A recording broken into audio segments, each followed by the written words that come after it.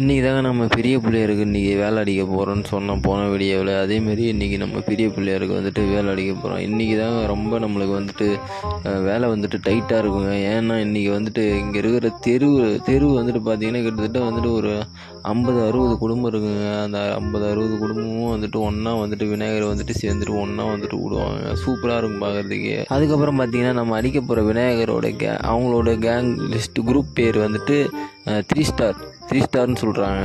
நம்ம ஏரியாவில் வந்துட்டு நம்ம கேங் பேர் எப்படி வைக்கிறோமோ அங்கே வந்துட்டு அவங்களுக்கு வந்துட்டு ஒரு குழுன்னு ஒரு ஃபார்ம் பண்ணி அவங்க வந்து பிள்ளையார் வைக்கிறாங்க ஒரு தெருவுக்கும். அதனால் அவங்க கேங் பேர் வந்துட்டு 3 ஸ்டாருங்க. பயங்கரமாக இருந்தது. அவங்களோட குரூப் பேரும் பயங்கரமாக இருந்தது.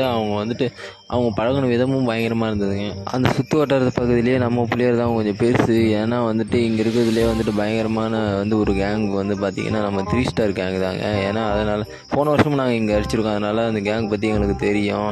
பசங்கள்லாம் ரொம்ப தங்கமானவங்க. அதுக்கப்புறம் வந்துட்டு விநாயகர் வந்துட்டு நாங்கள் வந்துட்டு எடுத்துகிட்டு வரக்குள்ளேயே பார்த்திங்கன்னா ஃபயர் பசங்க வந்துட்டு தெருக்கி விட்டாங்க.